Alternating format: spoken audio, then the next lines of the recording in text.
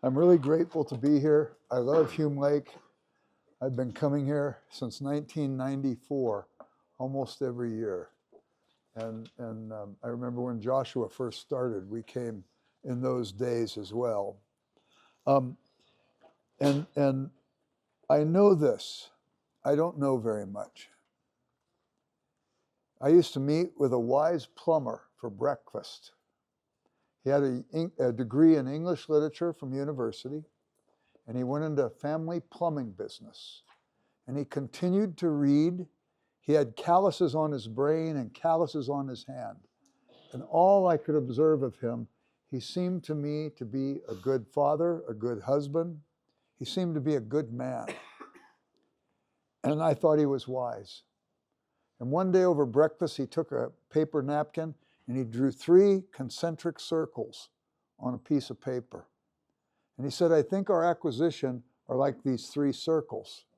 If we look in at what we've acquired, the more we know, the more we think we're pretty hot stuff. But the way to keep growing is to look out from the perimeter of what you know, realizing that that growing perimeter reveals in larger and larger proportion how much there is out there that you're absolutely clueless about. I think you can have some confidence in what you know, but because we know so little, there needs to be a humility about how we go about what we know and what we're learning. So everybody in this room has unique challenges on his or her heart. How can one person stand in front of a group like this and connect with every heart, given the unique challenges? I think it's impossible. Matter of fact, I think unless God is involved in the transaction, not much is going to transpire. So let's turn to him right now and ask him to be with us and make something of this evening. Okay?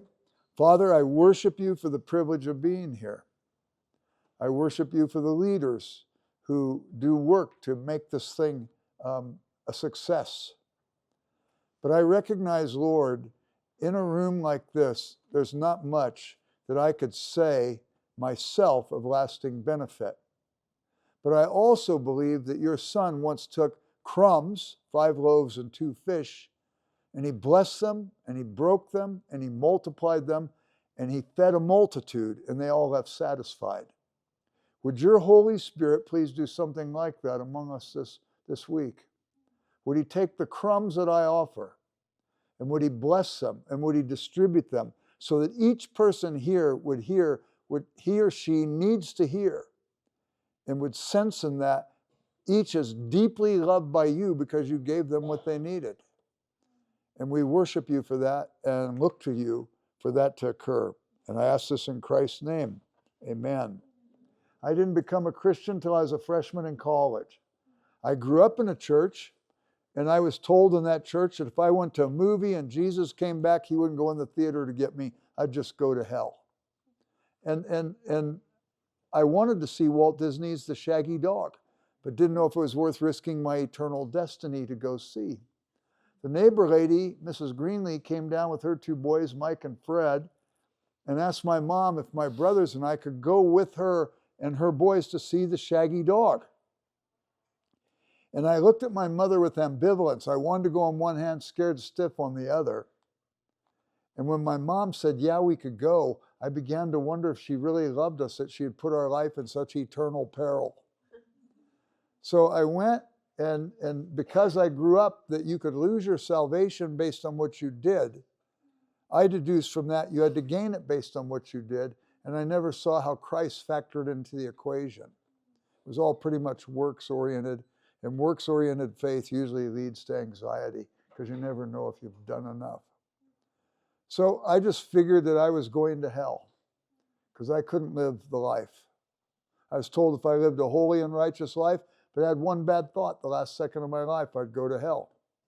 So consequently, I figured, all right, if I'm going, I might as well go in style for the time I have. I'm grateful to God I never got mixed up with sexual things because I had a girlfriend who dumped me for an older guy and he took advantage of her. And I thought it's wrong when guys do that sort of thing to women. But I was a violent guy. I would take a gun to school even sometimes. My frontal lobe wasn't fully developed. I was student body president at my high school, carrying a gun to school, getting in fights, getting drunk, and was the vice president of the youth group at my church. None of it was congruous. My first week of college, my older brother invited me to a Campus Crusade for Christ gathering. It's called Cru now.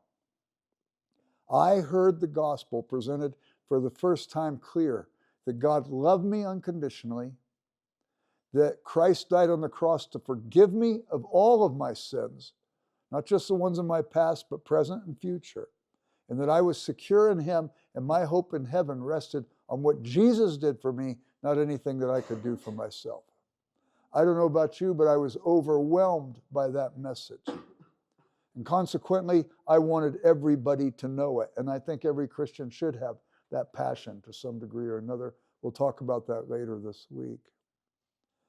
So I would share Christ with my friends. Now you have to take this completely by faith now. But back then I was an athlete. And I played football and I wrestled. And I shared Christ with all the guys I played football with in college. Every year, every guy. And I saw about 15 guys a year on our team come to Christ. About 60 guys over the years I played there. But the guys would ask me questions. I had no clue about those questions. One question, if God's good and all-powerful, why does evil exist in the universe? It's a common question people will ask. We'll address that question tomorrow. I've since written a book on it. It matters to me. But back then, I had never once asked that question before I became a Christian. Never crossed my mind. So I would go dig for answers. If that's the one thing that's going to keep you from Christ, I'm not going to leave a stone unturned. And anytime they'd ask me a question, anytime anybody asks you a question, that's not the end of the conversation.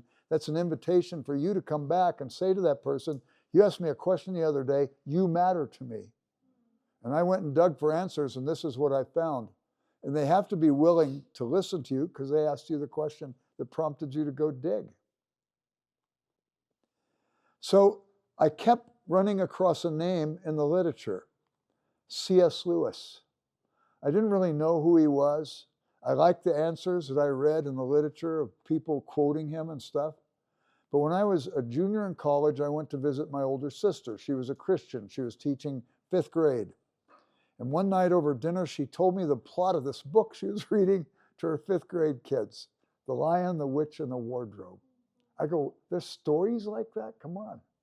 I went out and bought a set of the Narnian books. I read through them from cover to cover. I said, this is amazing. I need to find out more about him. So I picked up his Surprised by Joy. That's the book where he talks about how it was he came to faith in Christ, from atheism to faith. So I read that book, and he talked about being haunted by deep longings. I'm going to talk about this in a little bit, but haunted by deep longings in the quest to find the object of his longings. I knew the longings. Lewis gave me a vocabulary for my soul, and so I started reading him. I went to a secular college. There were only 3 Christian profs that I knew of there. One of them was a philosophy prof. And I saw he was requiring some C.S. Lewis in his classes. So I thought, wow, this author I'm starting to really like, I could get credit for reading his books. And I started reading him voraciously. When I got ready to graduate from college, a person wisely said to me, you do not get an education in college. I thought, why am I paying all this tuition then? He said, you lay a foundation for an education. What do they call the graduation exercises in college? Do you remember? Commencement, which means you will now commence your education by building on that foundation.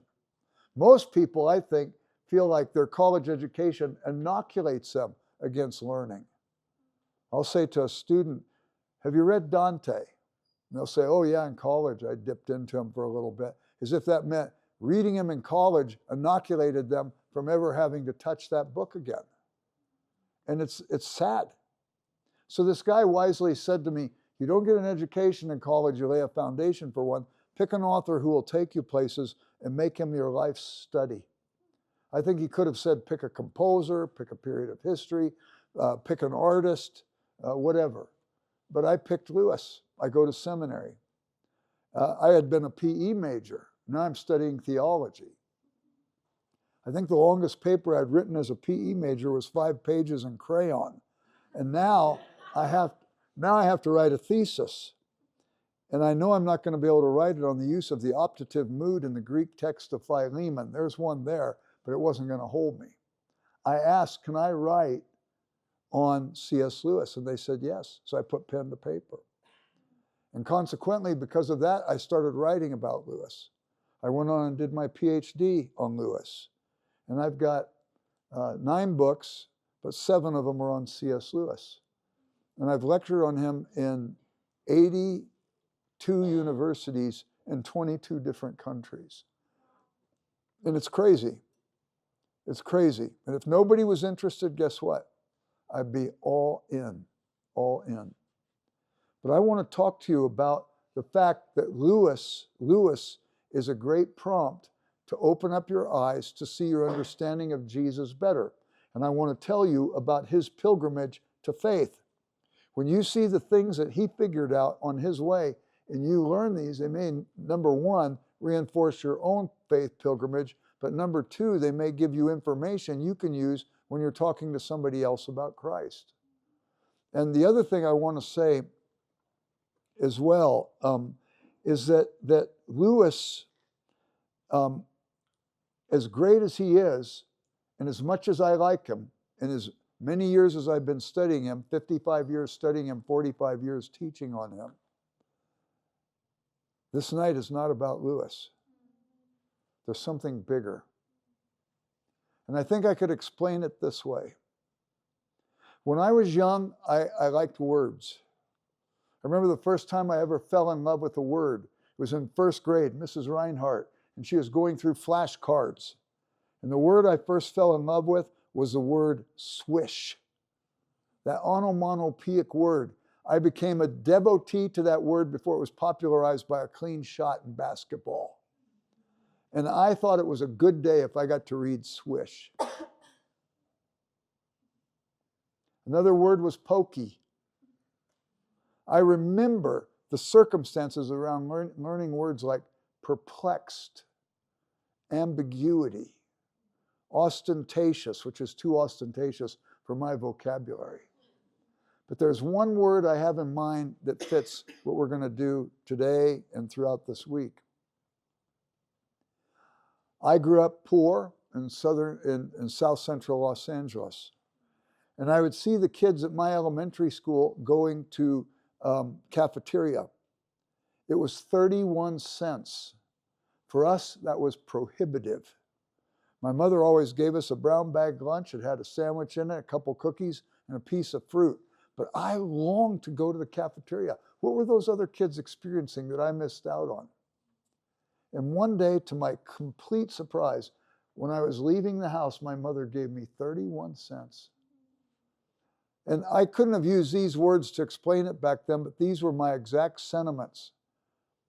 I thought, being unfamiliar with the protocols of elementary school cafeteria life, will I do something stupid and all those other kids make fun of me? So I watched with intensity the girl in front of me, and she put her money in the hand of the woman at the register. I did as she did. She grabbed her fiberglass tray. I did as she did.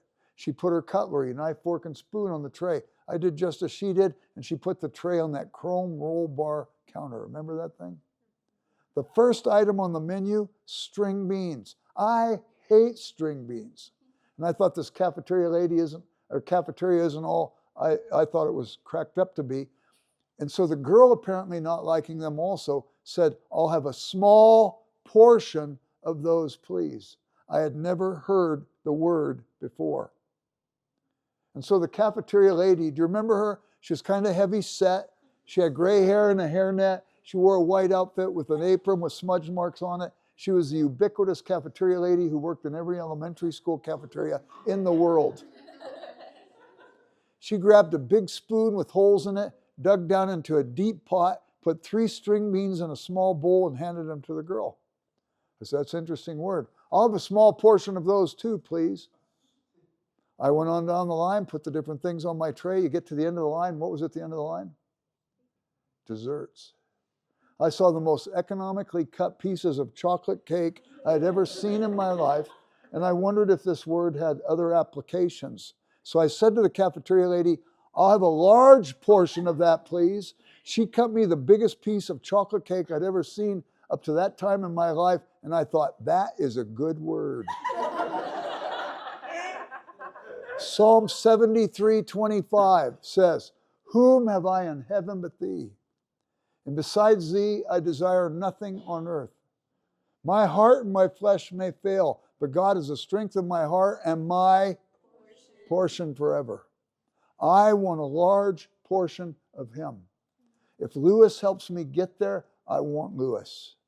If he's a distraction, I'm not interested anymore. This is ultimately not about Lewis.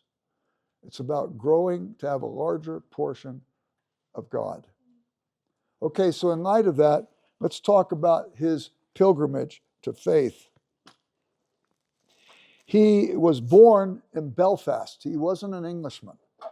He was Irish. I get to his house probably about 2 or 3 times every year to give lectures over there at Queen's University and different places. He went to a church in Belfast. Matter of fact, his grandfather was the pastor of that church. It was St. Mark's. I preached there before. Interesting place. But he had a mother who got cancer when he was 9 years old. And he was told as a boy, you pray for her, she'll get better. You can't give that guarantee to kids. I don't understand how it works. There was a time when James and Peter were both arrested, and an angel came and let them go. Then there was a time when James got arrested, and he was beheaded. That week, Peter was arrested, and he was let go. I don't know how all this stuff works. I don't complain about it. I think it's engineered from on high. I think God knows what he's doing. The tragedies of a moment cannot make us think that all things are tragic, and we'll talk about that tomorrow too, Lewis and his view of the problem of evil. But nevertheless, he prayed for his mom to get better. She got worse. They said, pray harder. So he thought her survival depended on the sincerity and intensity of his prayers. He prayed harder and she died. And Lewis came to the conclusion, even as a boy, there might be a God, but if there is, he doesn't really matter much.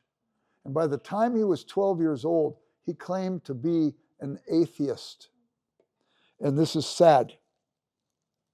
And he had all kinds of intellectual barriers then that he had to add to his atheism, because atheism needs worldview support for you to sustain the position. And I'll talk more about how he got over the intellectual barriers in a couple of minutes, but I want to talk about what prompted him to move beyond his atheism. And what happened in him was longing. His older brother Warren brought into the nursery a toy garden that he made on the lid of a cookie tin. And Lewis said, what all the real gardens failed to do to me, that garden did. It awakened in me longing. Longing. I don't know if you've ever had an experience like this. I've had several of them, where you see something and it awakens in you the desire to want to know that thing. You see something beautiful. Maybe if you like nature, it's a sunrise or a sunset. Or the first time you went to the General Grant tree and you go, come on, there's things like this, and you're just in awe. Have any of you ever had the experience where you've walked and you've seen a work of art? I used to do work behind the Iron Curtain when the communists were in power. And I was a month behind the Iron Curtain one time. I was away from my family. I was so beat down by the oppression of that place. I was hassled and interrogated by the secret police in Romania. It was terrible. I got to Prague, and it was right at the end of this month-long time. And Prague, have any of you been there? It's hands down it's the most beautiful city I've ever seen. Do you feel that way too? And did you go up to St. Vita's Cathedral up at the top of the hill? So I went there, and again, I was all by myself this half day after a month of just oppressive work. And I walk in St. Vita's, and it's the most beautiful stained glass I've ever seen in any church. In the third window on the left, I go, oh my heavens. The color, the vibrancy, the artwork itself. I found out later it was by Alphonse Mucha, the Art Nouveau artist. And it's the story of how Christianity came to the Slavic people. And I just stood there seeing all this beauty after all this oppression. And I just sat there for 2 hours in front of that painting or that window. I remember once going with my wife and another couple that are very close to us, Mark and Mary Lewis. He's probably my best friend at Wheaton College. He's an art professor there. I mean, a theater professor. And we went to the Metropolitan Museum of Art. And we're walking through that museum, and all of a sudden, I come to Van Gogh's Cypresses in a Wheat Field. Do any of you know that painting? And it's incredible. There's wind blowing, and you can see the wind on the amber waves of grain. It's almost as if you're expecting the wind to blow off the picture to you. It's so vibrant. And I just stood there right in front of the painting. And I stood there for about a half hour before I realized other people are trying to see this and I'm hogging the best spot. So I backed up, and there was a bench there. I don't know who put it there, but I was grateful.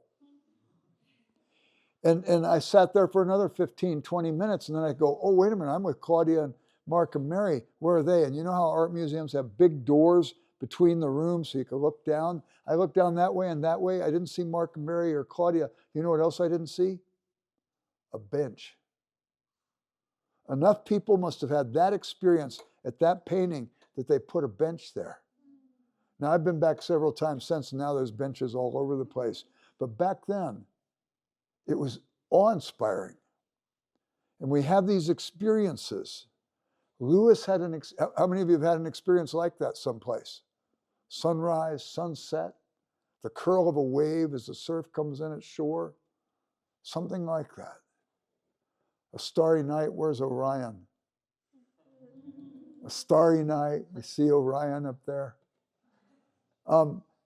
If you've had that experience, then you have some feeling for what Lewis experienced when his brother brought this toy garden into the biscuit tin. He said, what all real gardens failed to do to me, that one did. It awakened in me a sense of beauty.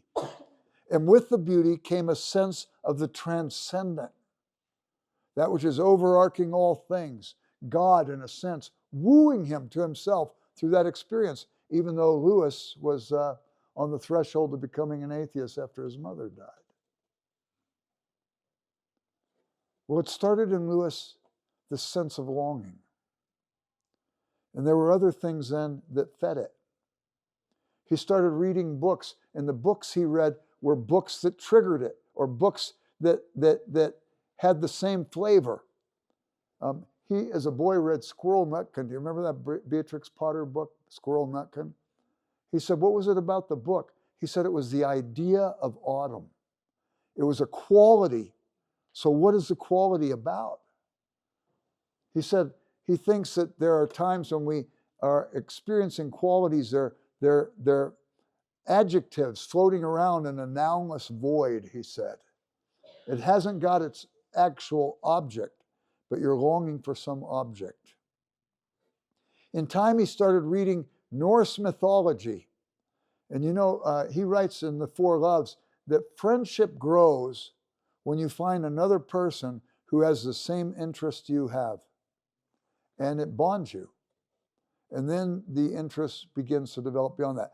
A friend of his named Arthur Greaves liked the same material. He was a neighbor, and Lewis and Greaves became lifelong friends. Another one was J.R.R. Tolkien. Lewis and Tolkien were best of friends.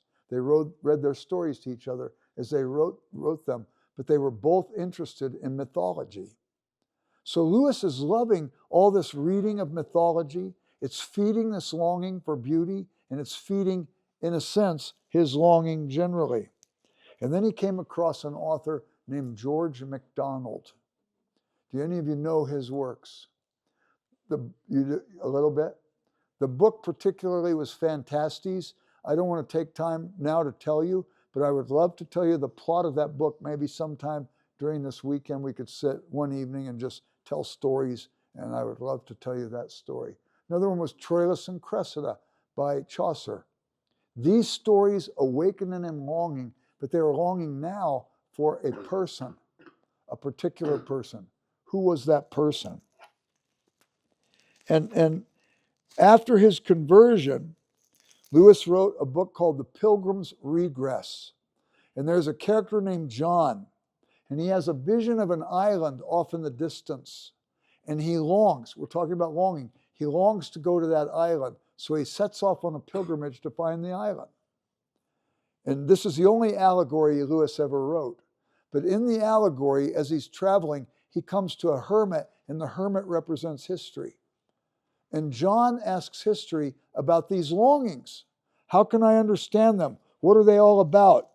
And history begins to explain to him that the longings are cravings for something beyond, something transcendent. And Lewis is an author. I got to another author through him, Evelyn Underhill. Have any of you ever heard of her? Do you have her books here? Yeah, but she's another author. She was a little bit older than Lewis, probably 25, 30 years older. But Lewis got a letter from her one day. She read one of Lewis's books and liked it. She wrote him. And he wrote her back and said, receiving that letter from you is the greatest literary experience of my life. I go, wow, who is this person? And then later she wrote him again. She said, I don't know if you remember me. And I said, remember you. Receiving that letter from you was the greatest literary experience of my life. She was a philosopher. She wrote 33 books. She was the first woman given lecture status at Oxford University. Women were allowed to lecture to women, but not to men and women. Until she came along, nobody could deny her. But she wrote this, similar to Lewis, and Lewis's experience with history in that allegory. She wrote, there are three deep cravings of the self, three great expressions of man's restlessness, which only mystic truth can satisfy. The first is the craving which makes him a pilgrim and a wanderer.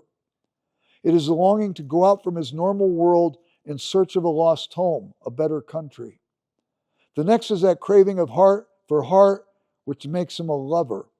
And the third is the craving for inward purity and perfection, which makes him an ascetic and in the last resort, a saint.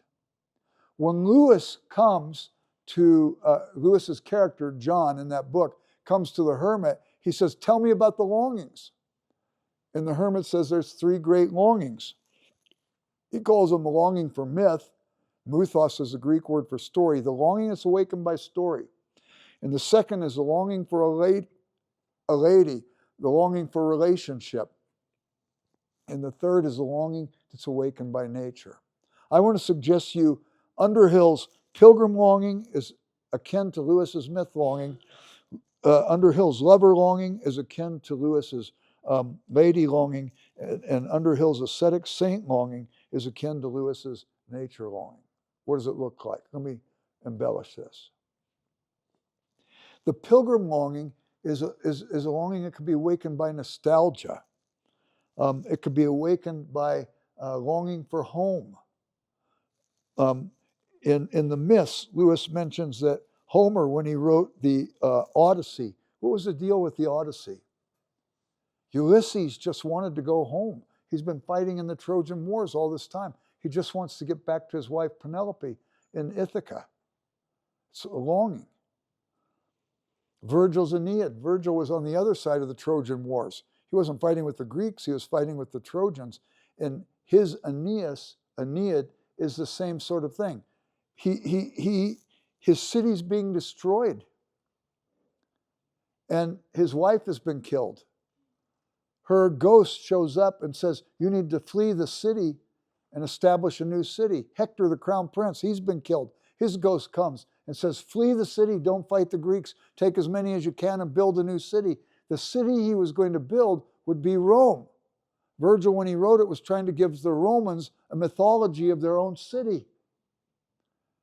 Augustine didn't like the ancient myths. He liked that one because he thought it was emblematic of every human's heart. We are people caught between the two cities, the city of our birth in the city that will one day be.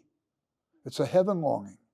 It's like Abraham, who left Ur of the Chaldees because he was looking for the city that has foundations, whose architect and builder is God.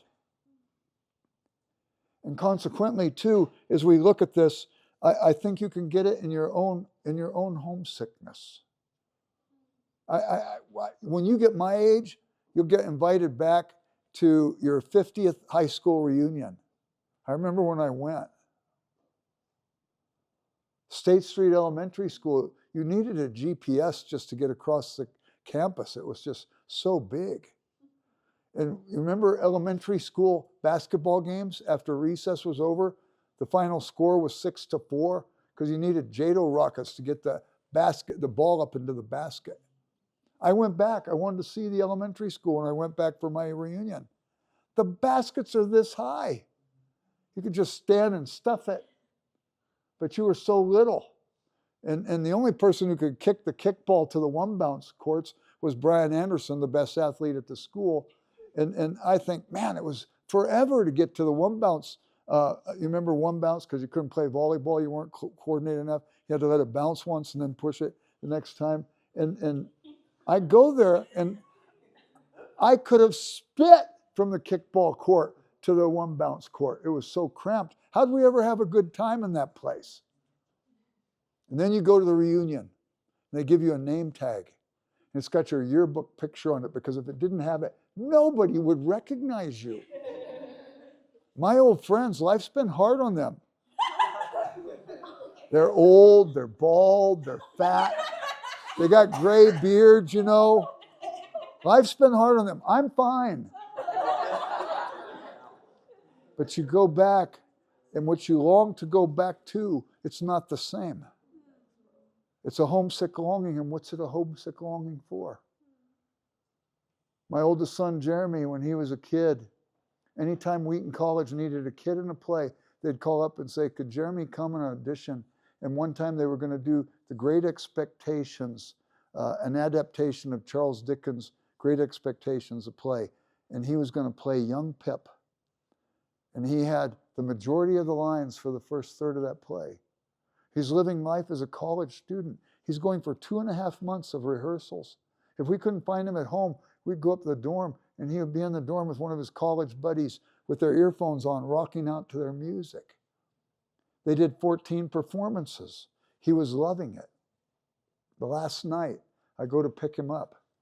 They let him keep some of his costume. And we go walking through the Arena Theater, and he didn't know till that night that the tradition of the Wheaton students is that they don't leave until the set has been dismantled. And he's going, oh, this world he came to love, it's being destroyed before him. He said, Dad, I need to sit down. And he was like Obi-Wan Kenobi when that planet blew up and he knew there was a disturbance in the Force. I said, Jeremy, come on. After about 10, 15 minutes, let's go, we got to leave. And he shuffled out to the car like an old man. We get to the car and he said, Dad, I just didn't want it to end. I said, Jeremy, it's the nature of every play that it comes to an end. It's the nature of every holiday and vacation that it will come to an end. It's the nature of every year you're in school. It's going to come to an end. Matter of fact, it's the nature of your childhood. It will come to an end. Maybe you're longing for the one thing that never has to end. And he looked at me and he said, do you mean heaven, Dad? Do you mean heaven? And I said, yeah, heaven. Augustine said, thou hast made us for thyself, O Lord, and our hearts are restless till they find their rest in thee. Heaven longing. Lewis was infected by it. He longed for something, but he wasn't quite sure what the object was. And the other kind of love longing was the lady longing, or the lover longing. And Lewis relates it to Dante. I remember when I first heard about Dante, I was in 7th grade. It was Mr. Trehill's world history class. I can still see the yellow textbook, and I can still see the picture of Dante standing at the Ponte Vecchio when Beatrice passes by. And my teacher said, yeah, Dante, he lit a candle in his heart for this girl Beatrice, and he let it continue to burn throughout his life. He married somebody else, had his kids by somebody else, but he was always pining for Beatrice. And I thought, Dante was a chump. I didn't want anything to do with them. And then as I went on, Lewis thought he was the greatest narrative poet. Charles Williams, who was one of Lewis's friends, wrote a book about it called The Figure of Beatrice. Dorothy Sayers, who was a friend of Lewis's, was interested when Charles Williams says, have you read Dante? And she said, well, in college I read it. And he says, you need to go back and look at it again. She read it again. She says, this is incredible. She went and learned Italian so she could read it in the original. And then she did the first English translation that followed the Italian rhyme scheme. And I'm thinking, Lewis, Sayers, Williams, my heroes, and a comment by a 7th grade teacher. I said, I need to go back and read this stuff. And I read it and it took my breath away. What was the whole thing? Dante meets Beatrice. What does she mean to him? And something awakened in him, and it was a longing for first love. Not Beatrice ultimately, but beyond Beatrice, his ultimate first love. And in the Divine Comedy, Dante finds himself in the Inferno. There's a guy named Virgil. Virgil, remember, he's the guy that wrote The Longing for the City. Virgil comes and collects Dante and leads him through the Inferno because Beatrice has sent him. Go find Dante and bring him. And he leads him through the Inferno. He reads him halfway through the Purgatorio. And then Beatrice comes out of heaven and collects him and leads him to the very threshold of the very vision of God. And Dante says, she turned to look, but not at me. She turned to the eternal fountain. He's trying to awaken in that book, in us, a longing for God, ultimately. I can put it another way. Have you ever felt lonely in your life? Ever? I don't know a person who hasn't. Have you ever felt lonely in a crowd? Or lonely living under the same roof with people you know you care for and you know they care for you? Well, it doesn't prove anything. Might it not strongly suggest you were made for some relationship that no mere human relationship can satisfy? And that's the longing, the relational longing. And Lewis writes an essay on this called First and Second Things. You put first things first, you get second things thrown in. You put second things first, you lose out on first and second things. And he's calling us like Dante is, like he discovered he needed a longing for God. And then you have the longing for nature. It's awakened by nature, and it's a longing for that which is pure, unspoiled. When Wordsworth wrote the Prelude, he was bemoaning the fact that as he was getting older, he wasn't, you know how they say wisdom comes with age? Maybe. I've met a lot of old people who wisdom didn't come at all. They got calloused and hard and censorious and bitter and difficult. And Wordsworth saw that some of this was going on inside of him. And he longed to have the lost innocence of youth restored. And consequently, I think there's that in us too that longs to have things fixed. Some people live in complete denial of it. Years ago, I was asked to speak at an Oxford University evensong service and then have high table with the faculty. High table, you guys know what it's like. How many of you have seen the Harry Potter movies? You know where the owls are flying in and out when they're eating? That's an actual dining hall at Oxford University. Spectacular, it's Christ Church. But Hartford, the college where I was speaking, it's got a pretty spectacular dining hall too. The students sit in long tables that run the length of the hall. And perpendicular to them, at the one end of the room, about 3 steps up, is the high table where the faculty sit. If the students are eating roast beef, the faculty are eating prime rib. If the students are eating steak, the faculty are eating filet mignon. There's huge paintings of famous graduates and benefactors. William Tyndale, the Bible translator, went there. John Donne, the poet, went there. They're looking down at you while you're eating, I think, to make sure you use the right knife, fork, and spoon at that meal. It begins with a Latin prayer. You could cut the pretense with a knife. So many people take themselves so seriously there. Chaplain introduced me as having just spoken at the evensong service. Latin prayer, I sit down. The woman sitting across from me, she taught history there.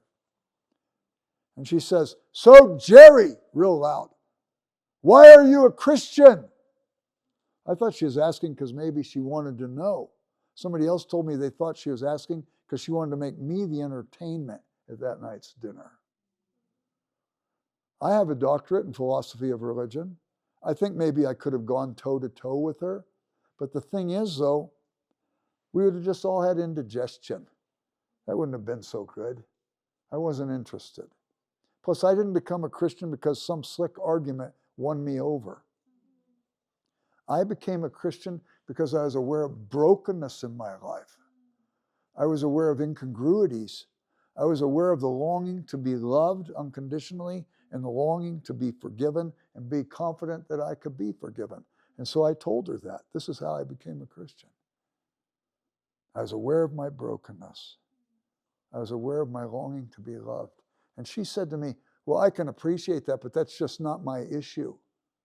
I said, "Really? I think I understand what you're saying.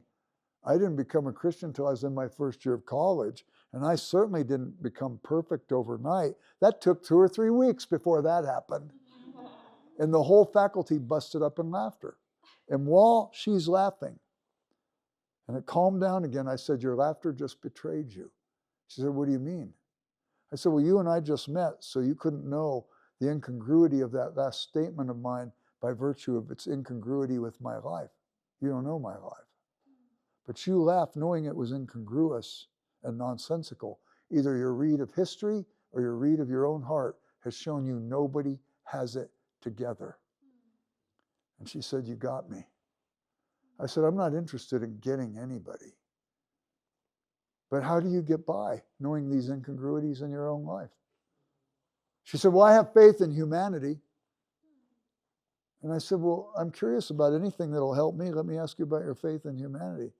Have you ever been wounded by another human being before?" She said, "Of course." I said, "And have you ever wounded another human being before?"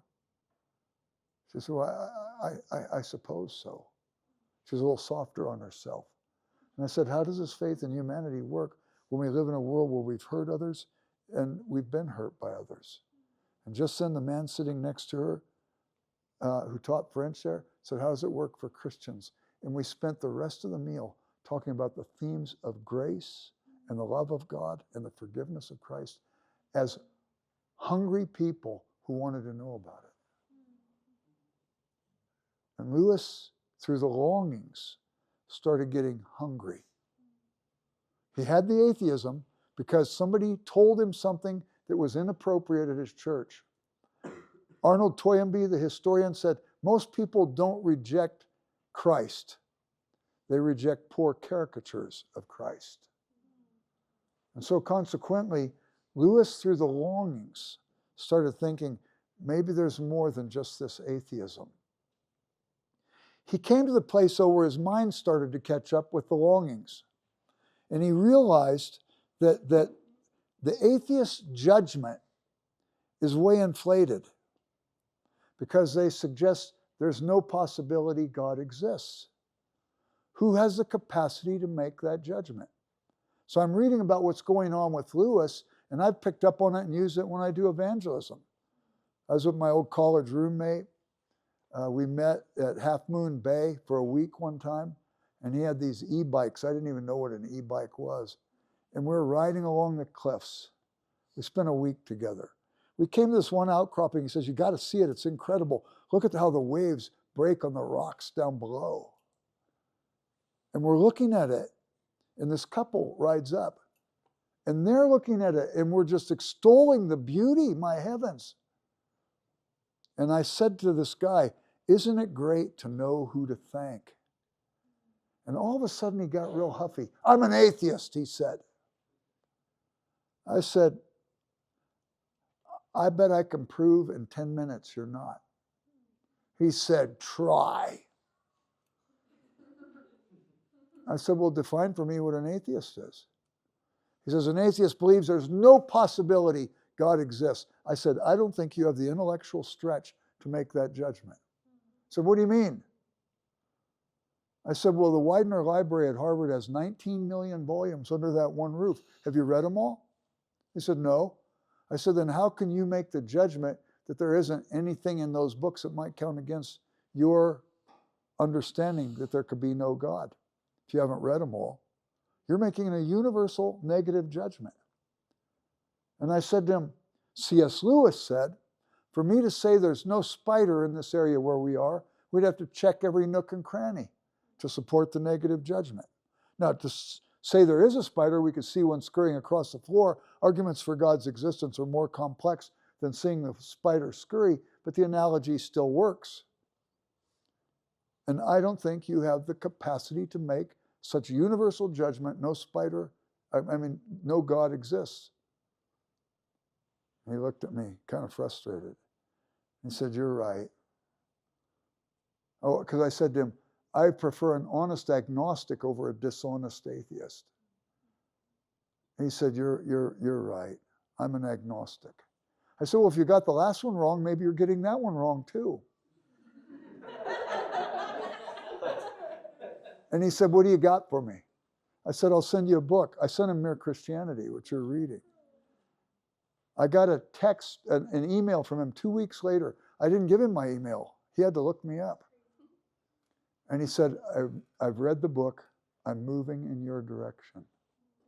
Isn't it cool? So Lewis dumped his atheism. It wasn't robust enough. The judgment was inflated. It wasn't honest.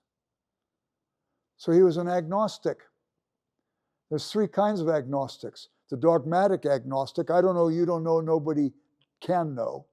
That's like the atheist, like the wolf in sheep's clothing. It's the atheist in agnostic garb.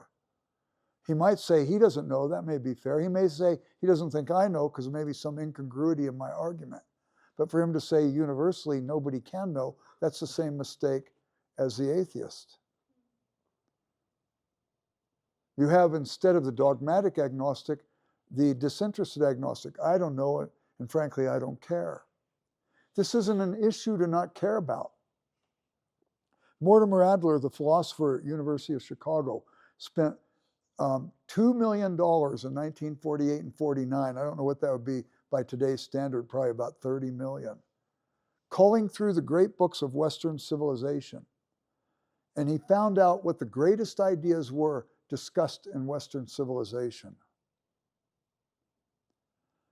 Number one, the number one idea, more has been written about it than any other idea. You know what it is?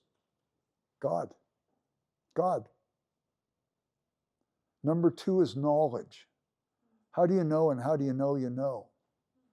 Number three is man. We're such mysteries to ourselves. Number four was the state, man and human society. We want to find out the mystery of that. We have a hard time getting along with each other. And number five was love. For somebody to say, I'm not interested if God exists, they're running against the grain of Western civilization. And also Pascal, if you've studied him. Do you know about Pascal's wager, any of you? How many of you have never heard of it before? Okay, about half of you. So Pascal, who you can't live a day of your life without being influenced by him. He was the father of the modern computer. First computer language was called Pascal in his honor.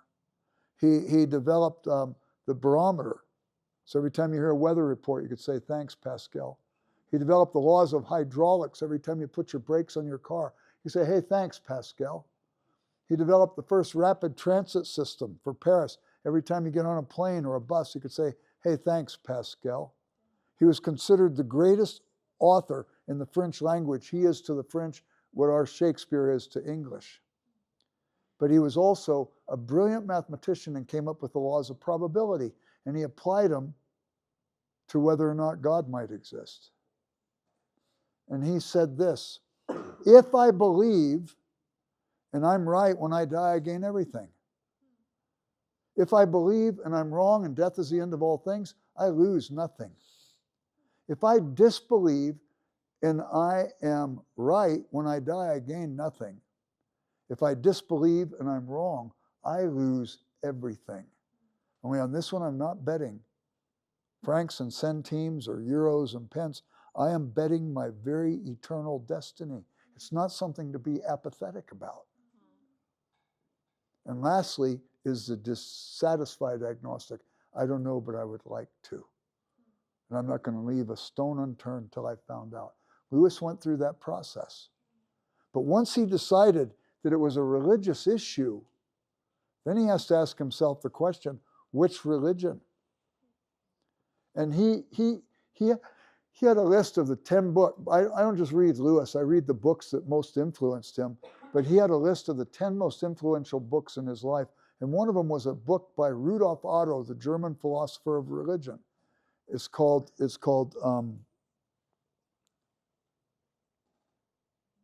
my wife says my mind's like lightning, one flash, then total darkness. It's called The Idea of the Holy. The Idea of the Holy. And in this book, Otto, who spent his life studying all the great world religions, saw that they had 3 things in common.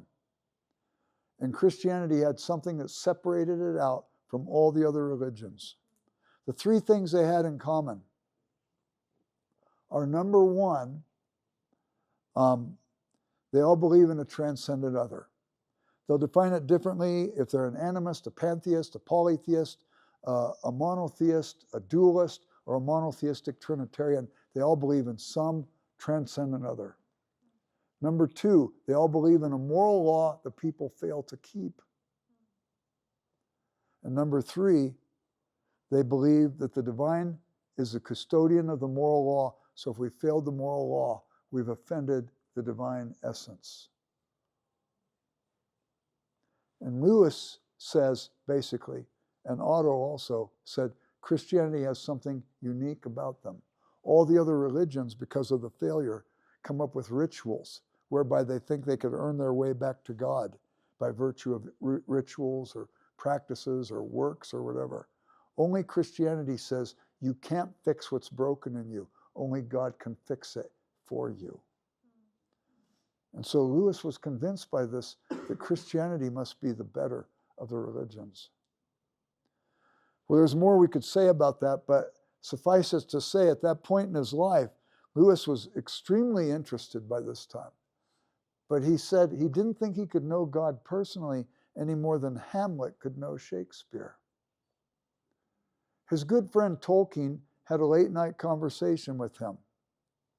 And they went for a walk at this place called Addison's Walk in Oxford. I could take you there. I get there a couple times every year. And they had this late-night conversation, and Tolkien said to Lewis, you like the myths whenever you read them. You like the stories of the gods coming down to meet with people. How come you reject it at the one place where it reports to be true? When God came down in the incarnation. And bingo, Lewis got it. His analogy of Hamlet and Shakespeare was a good analogy. But Hamlet, the character in the play, could never break out of the play to get to know the author. But Shakespeare, the author, could have written himself into the play as a character and made the introduction possible. And he said, I think that's what happened in the incarnation. 2 weeks later, he became a Christian because of that conversation. There's more we could say about this, but one of the things that happened in Lewis is once he realized that God loved him and God forgave him and God gave him the hope of heaven, he wanted everybody to know about it. And so he turned his life upside down. Within a year of his conversion, he had written his first Christian book, The Pilgrim's Regress, an allegorical apology for Christianity, reason, and romanticism. That's the one where he has John go to the hermit and talk to him about those 3 longings. He started what he called hot gospeling, preaching at churches. He started a club at Oxford University called the Oxford Socratic Club, where one week a Christian would read a paper and the non-Christians would debate it. The next week a non-Christian would read a paper and the Christians would debate it. And it became a place where Christianity was represented at Oxford University. He started doing ministry to the RAF airmen when England was being attacked by the Germans, and the airmen were losing their life, a great number, but saving England. And he would go preach to them because he knew their eternal destiny was in the balances. He started preaching at churches, like I mentioned. He did the BBC radio broadcasts that later became Mere Christianity, the book you're reading. Lewis didn't just say, this is really interesting, and kept it on the academic shelf. He let it be transformative, and not only that, he believed it was something he should talk to others about. Well, we'll talk more about that. By the way, he wrote an essay called When Myth Became Fact, the great story of the gospel. It was like a myth, but it became fact. It was real in time and history.